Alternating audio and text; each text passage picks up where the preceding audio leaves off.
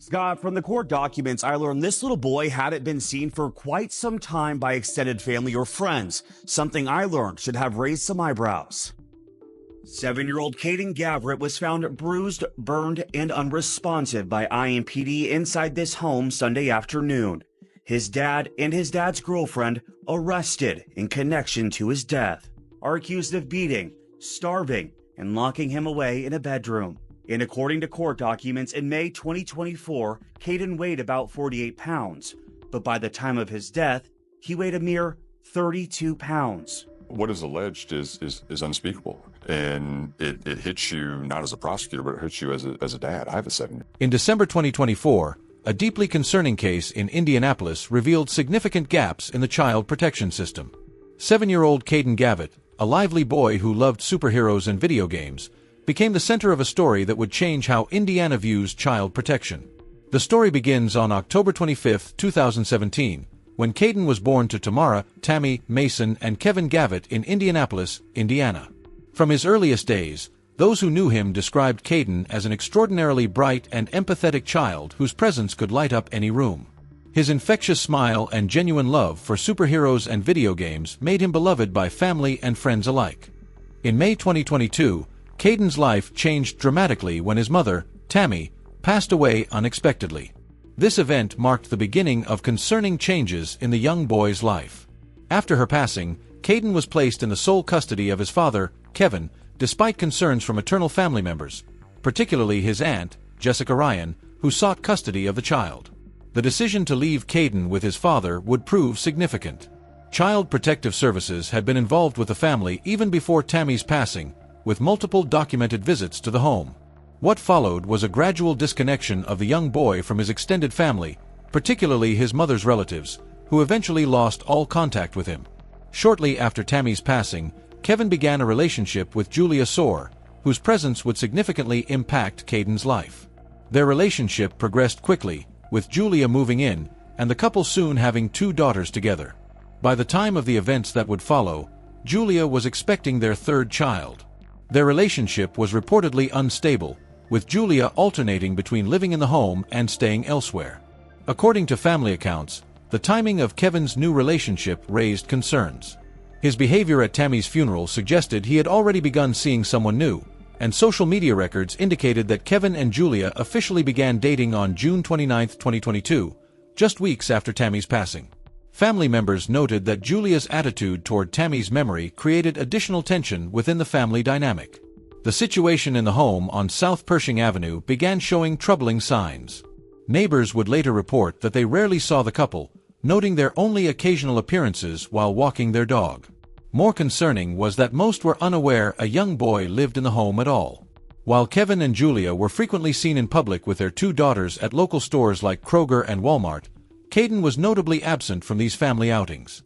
A relative who briefly lived in the house during 2024 provided important insights into Kayden's daily life. They observed concerning patterns in the household, noting that Kayden showed signs of distress when his father or Julia were present. In an effort to improve the boy's living conditions, this family member provided basic necessities for the child, including a bed, which he didn't have before. The home environment showed signs of general neglect. Longtime neighbors, who helped with lawn care for other residents, described unusual interactions with Kevin and Julia.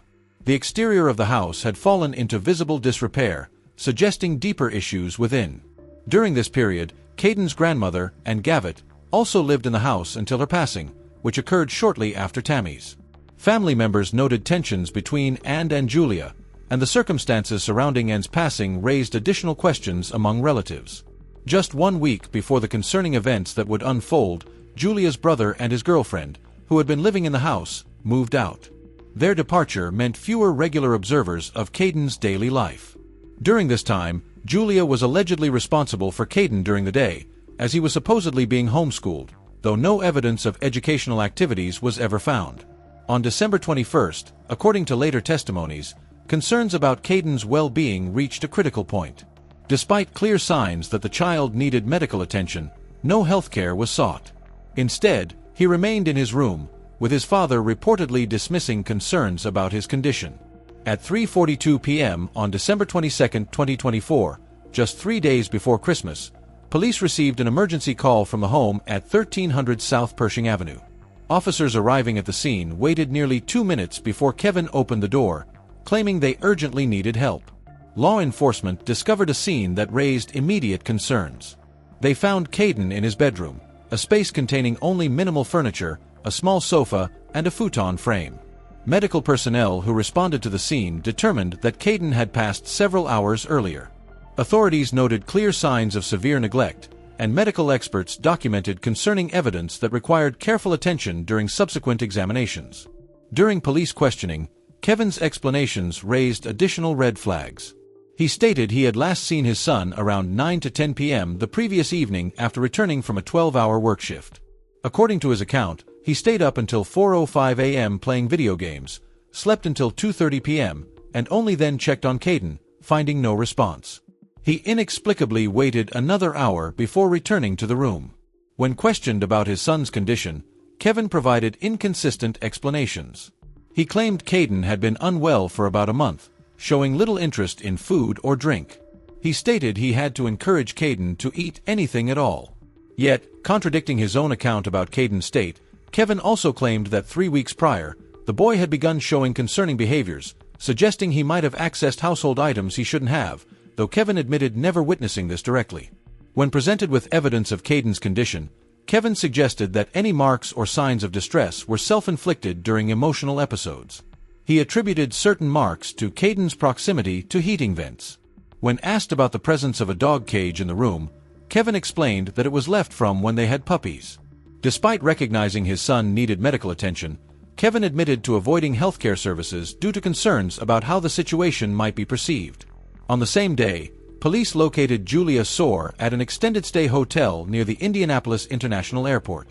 Her initial statements revealed additional concerning details about the household dynamics. Dylan cried in front of the jury, assuring them that he had no intention of killing Austin and didn't even believe he had enough physical strength to do so. He displayed sincere remorse and deep regret for what he had done, acknowledging some intent in his actions but claiming he couldn't accurately recall the sequence of events. Dylan complained about his limited experience interacting with children, attributing his rage solely to a desire to discipline Austin despite his lack of skill. He also mentioned using a pillow, saying he thought it would protect the toddler from the blows. However, during the trial, shocking details emerged from his phone conversation with his mother, which was monitored and recorded in prison. In this conversation, Dylan cynically stated that he was a 16-year-old blonde boy and all he had to do was cry in front of the jury and they would take pity on him. Such reasoning did not please the judge, as he stated in the courtroom. Julia claimed she had moved into the house 7 months prior and frequently alternated between staying there and leaving with her daughters, often citing concerns about household interactions. Despite these temporary departures, she continued to return to the house regularly, including her presence there on December 21st. During questioning, Julia's account showed notable inconsistencies. She first stated she had last seen Kayden a week ago while watching him, claiming he appeared well. Later, she acknowledged being present at the house on December 21st. According to Julia, her concerns about Kayden focused on behavioral issues rather than his physical well-being, suggesting the 7-year-old needed support for possible attention deficit issues due to his active nature.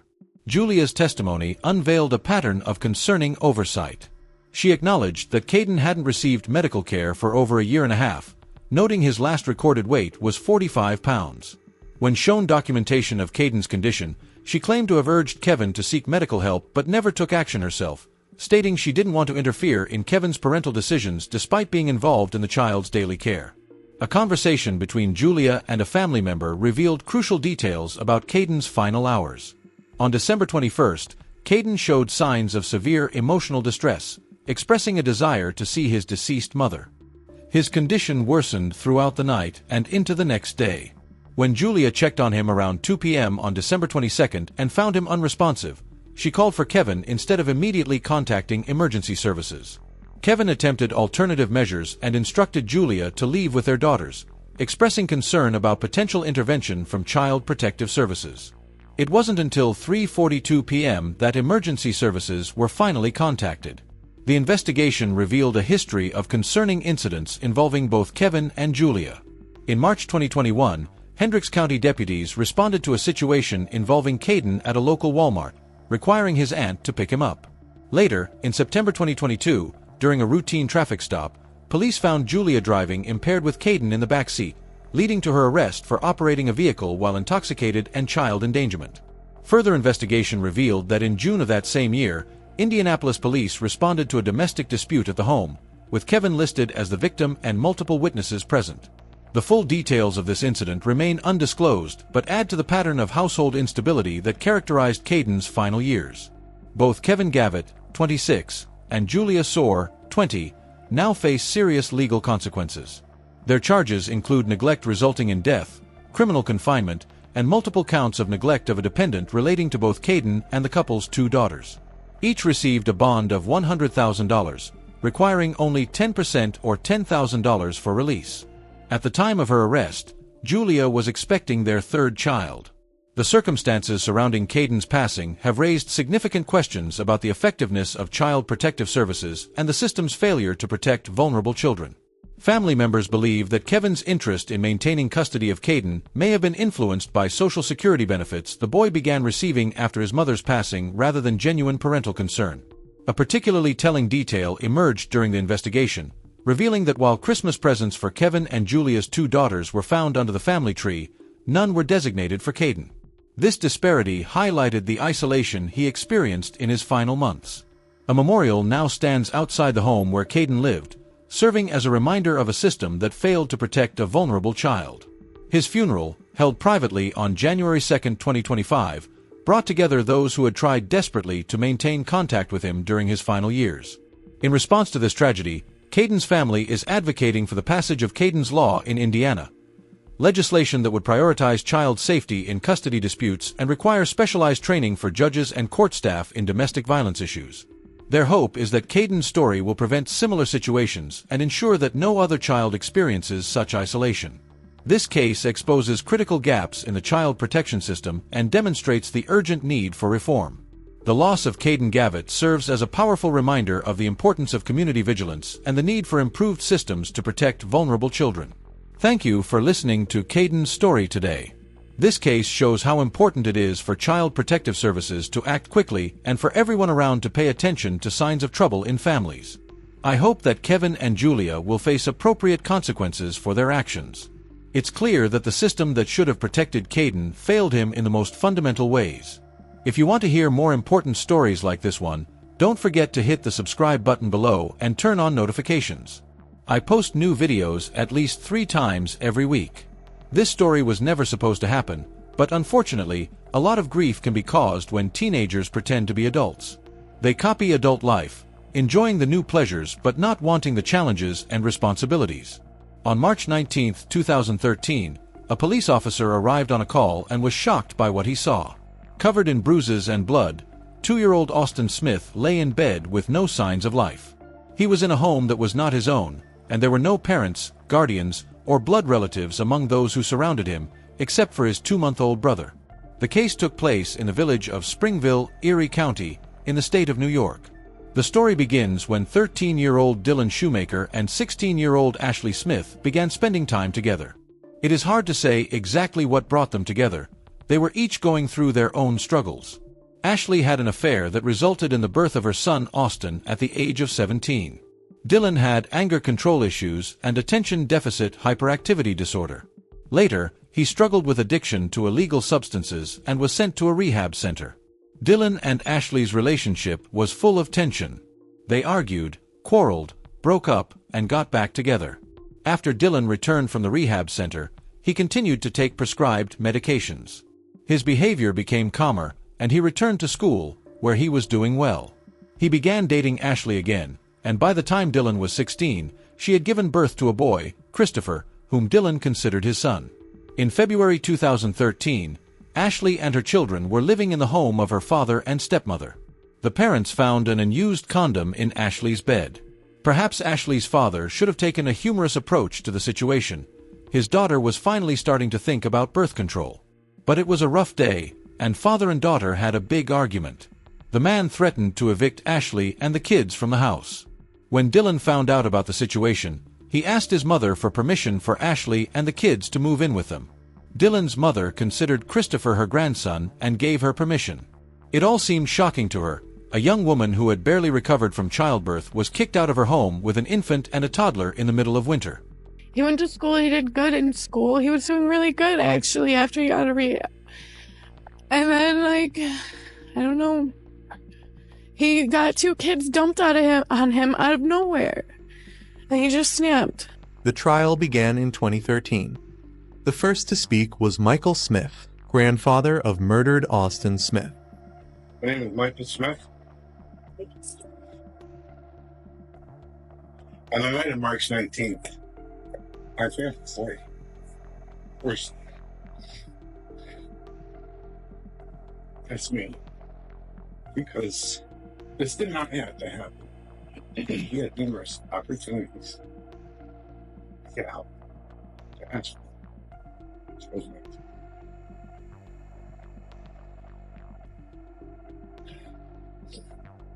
Just ask that you take into consideration our families and what we've lost and what can never be replaced. We'll never get our Austin back. We'll never have that piece of our heart filled. It'll always be empty because Austin's no longer with us. Thank you. Thank you, sir. Dylan and his attorneys tried to get the mildest possible sentence, 15 years in prison with the right to early release, arguing that he lacked experience in dealing with children and had anger control problems.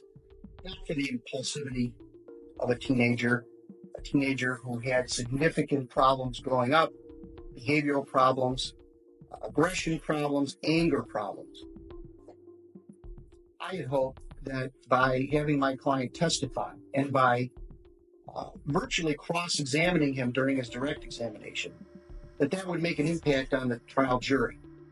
Evidently, it didn't make enough of an impact because I thought the jury selected the most harsh and unreasonable option that they could in this trial verdict. And Mr. Smith, who spoke here, is right. It didn't have to happen. Somebody's got to think critically and clearly in this courtroom today. I want to point out that he's right. It didn't have to happen.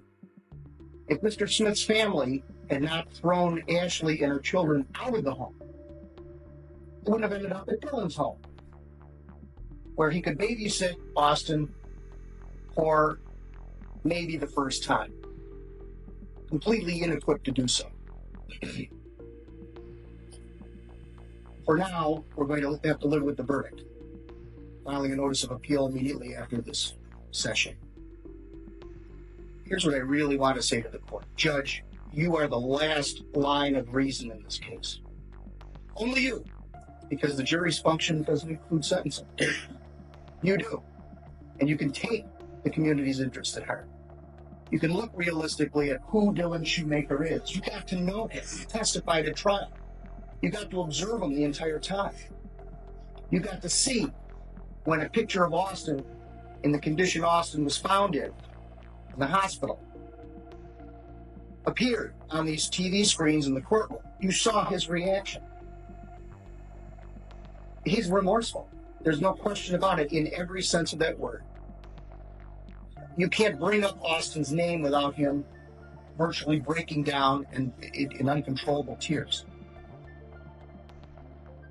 When he was questioned, most of the proof in this case came from my client. His multiple statements to the police in which he admitted what he did. He admitted what he did on the witness stand. But now it comes down to sentencing and your judgment, Your Honor. Of course, my client's well aware you can give him 25 years to life. I told him, it's 25 years on the calendar before you're eligible for parole. Or this court can balance everything that occurred here, including the fact that Austin Smith was completely defenseless. That's a given. But there were other dynamics at work there, including my client's inability to either control his anger or frustration, and his inexperience in babysitting. And you can say that 15 years to life is the appropriate sentence in this case. Because that's your job, Judge, to dispassionately look at all sides and say, that's what is appropriate in this case. Because you have to balance all the factors here. It would be easy for the court. And I've never been a judge, so I've never had that obligation placed on me. To say, well, the jury convicted him of murder. All these people here are saying, don't let him out. Keep him in for the rest of his life. He took someone's life. We can't see Austin anymore. Why should Dylan be able to see his family? Such as that is. What about the protection of the community? If he gets out in 15 years, based on his short life now, what is to say he won't do this again? Well, we don't know that. I think it's completely unlikely. It was a situational, circumstantial thing.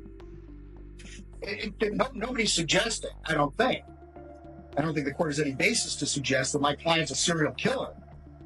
And as soon as he gets out, he'll be snarling to get another kid. That's totally unrealistic. We never know that. We can't predict that.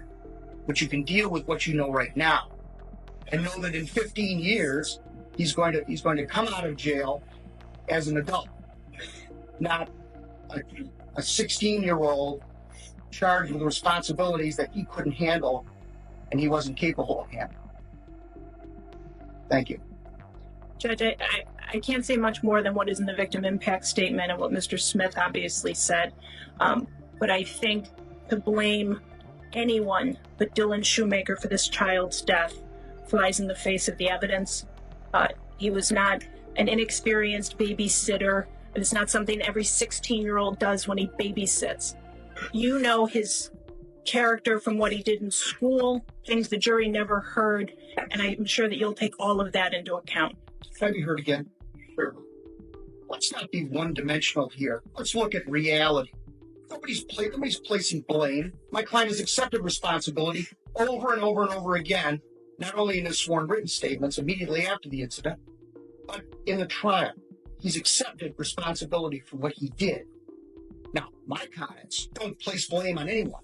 I say the court must look at the entire forest, not the trees, and say, but for the actions of certain adults, my client would not have been in the situation he was in at the time the crime was committed. And you know that, I know it, and the people involved know it. They just don't want to say it or believe it. Thank you. Dylan Shoemaker, for someone who just turned 17 years old. Your Honor, my client didn't have a chance to speak. Oh, I'm sorry. You're right, Counselor. I'm sorry. What would you like to say? Your Honor, as you can see in my school records, I was trying to change my life around. In 2013, I was doing so much better. This completely turned my life. I can't take back what was done. I wish I could. I would give my life for Austin. I loved him a lot.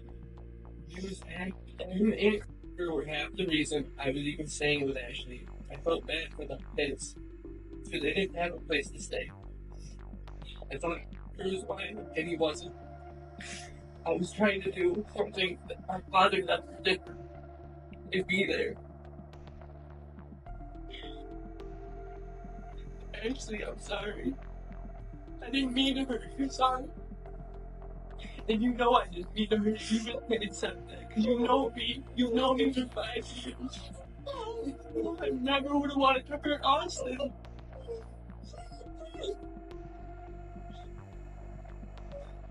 I never wanted Austin to die.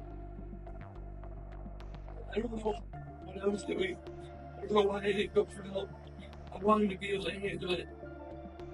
I wanted to be everything that my father wasn't to me, everything my stepfather was to me. I don't have a good family life. I haven't my whole life. Been really rough. Most of my family has abandoned me, but I made a stupid choice a couple of years ago. I ruined half my family. The other half haven't been supported. But I do want to thank them for being here today. I know their family isn't here. Thank you guys for being here.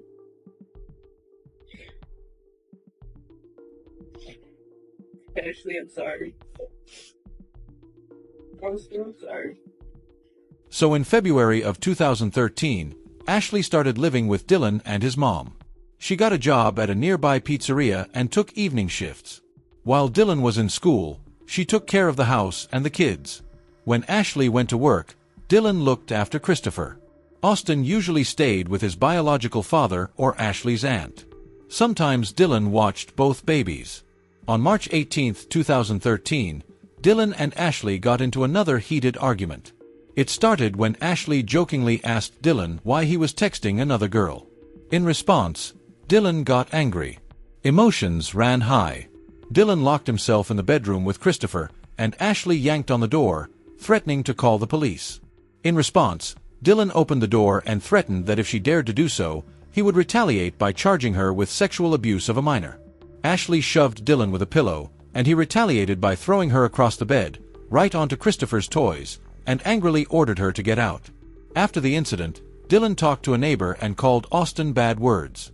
He also admitted that he disliked Austin because Ashley indulged all of his whims. Over the course of the evening, Dylan and Ashley exchanged several text messages discussing their relationship, culminating in Dylan demanding that Ashley get out of his house. By the end of the week, it was March 19th when Dylan was getting ready for school. He and Ashley got to talking, and he insisted that she move out. Ashley asked for a little extra time since she expected to get her income tax refund. After Ashley left, Austin was sleeping but woke up and fell down the stairs, injuring his face and mouth. Dylan helped him up, wiped the blood, and gave him milk, then informed Ashley about the fall. He claimed he turned on cartoons for Austin while he was texting on the phone. During this time, he wrote numerous text messages, attempted to sell illegal substances to friends, and, at the same time, exchanged intimate messages with a minor girl. Dylan tried to feed Austin, but due to the injury, he spat out the food and allegedly started cursing. Enraged, Dylan hit him in the face and forced him to swallow the food. Later, while changing Austin's diaper, Dylan roughly threw the stubborn toddler onto the wooden floor, causing him to hit his head.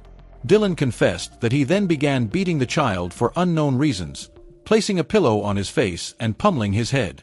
After this, Austin became lethargic and sleepy, so Dylan shook him to keep him from falling asleep until the scheduled time. After putting the toddler to bed, Dylan initially thought he was okay, but 5 minutes later, upon checking again, he saw that Austin was breathing strangely, sweating, his eyes half closed, and blood oozing from his lip. The child was completely unresponsive. Realizing what he had done, Dylan called his mother, who was home at the time. At 8:20 p.m., he called 911 and also notified Ashley to return immediately. Before the police and medics arrived, Dylan confessed to his mother that he had hurt Austin out of irritation. The officer who arrived first, Deputy Ben Pisa, tried CPR on Austin until the ambulance arrived, but without success. He then wrapped him in a blanket, carried him outside, and put him in the ambulance. Meanwhile, police officers questioned Dylan about the details. He lied, saying that Austin had just fallen down the stairs and initially looked fine and that the problems only occurred after he fell asleep. Dylan looked scared, unconvinced, and suspicious, and he was put in a police car and taken to the station for further investigation. When Ashley returned, Austin was just being loaded into the ambulance. The medics wouldn't let her ride along, so she hurriedly gathered her things and headed to the hospital. But upon arrival, she learned the terrible news of her son's death. At the police station, Dylan was informed that Austin had died, but he continued to lie, claiming the toddler had just fallen and gotten sick. Detectives, not believing this story, explained that an autopsy would soon be performed and that the truth would come out anyway. Then, Dylan admitted that he had indeed hurt Austin out of irritation, although he downplayed his guilt. Investigators again stressed the implausibility of his version and reminded him of the upcoming autopsy. Hearing this, Dylan finally fully admitted his guilt. He described in detail how he shook, beat, threw, and pounded the defenseless child with his fists, after which he was arrested. The result of little Austin's autopsy was many pages long and absolutely shocking.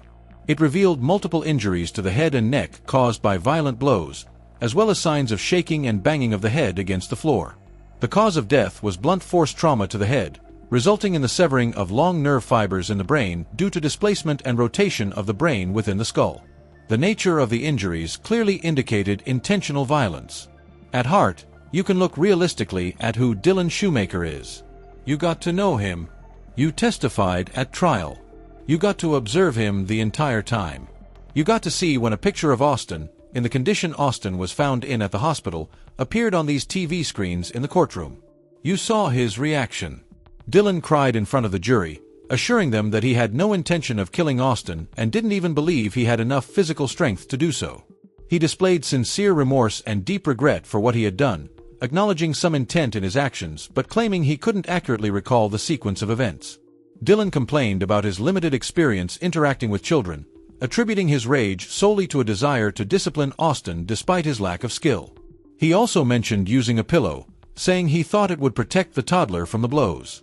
However, during the trial, shocking details emerged from his phone conversation with his mother, which was monitored and recorded in prison.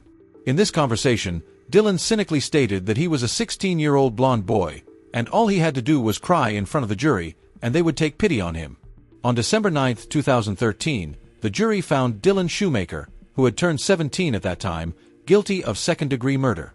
On January 10, 2014, the sentencing took place, during which Supreme Court Justice William Bowler characterized the defendant as a manipulator and a liar, condemning his sinister actions. The New York Court of Appeals later granted Dylan Shoemaker's appeal and reduced the sentence from 25 to 18 years. When Dylan Shoemaker is released from prison, he will still be a young man, capable of organizing his future. Unfortunately, that future will never be for little Austin Smith. Rest in peace, little Angel Austin. If you have enjoyed the video, then make sure to hit that like button and also subscribe to our channel so you won't miss out any other latest videos. Sir, for someone who just turned 17 years old, you have caused so much pain, so much grief, and so much despair to so many, many people. I have carefully read the victim impact statement containing letters from 13 people and consisting of 44 pages. My attention was directed at page 1. A picture of a beautiful baby boy, a toddler, who you killed. Michael Smith, Austin's grandfather, states, "I will never forgive Dylan for what he has done." He at least feels that you are not remorseful for what you did. He is simply scared of what will happen to him. Well, I'm sure Austin was even more scared. Sarah Smith, the grandmother, states, "The doctor allowed her to go back, and I went back with her. What I saw haunts me to this day. My sweet angel was lying perfectly still on a bed with bruises all over his face, neck, and arms, and his tooth stuck out of his blue lips. I kissed him goodbye, told him I loved him, and carried his mommy out of the room." She also said, "This is the last thing the baby saw was the person who killed him." Anna Ebert, a family friend, said, "There's no excuse and no valid reason to take a child's life, none. There are too many options and choices he could have made before he let anger and violence overtake him.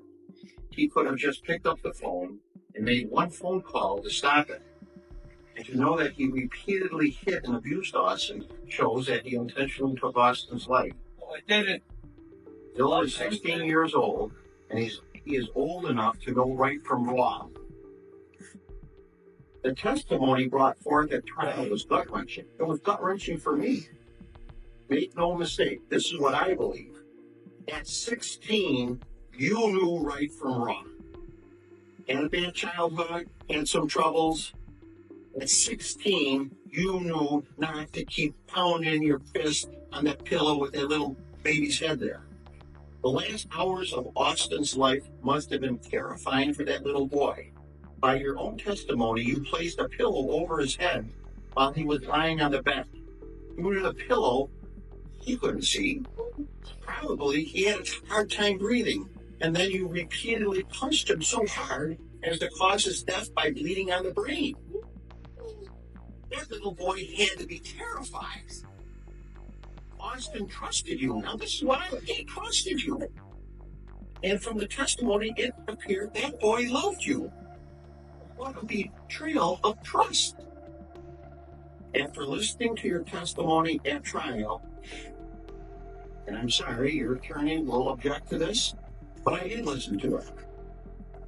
After listening to your testimony at trial, I came away with the impression that you minimize your actions, that you are a manipulator, and you try to deceive.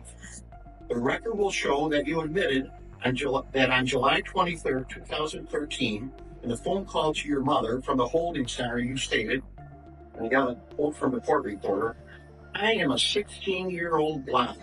Probably all I have to do is cry in front of the jury, and they're going to feel sorry for me." End quote. That statement speaks volumes to me. The night you offered to babysit Austin, you were busy on your cell phone, texting over 200 times, trying to set up a sexual tryst with another minor girl. It doesn't seem to me as someone who's trying to be a good role model for the child. Too bad that was not all you did. Ignore the kid, try to sell drugs on her phone. No, when the texting stopped, the brutal poundings of Austin took place.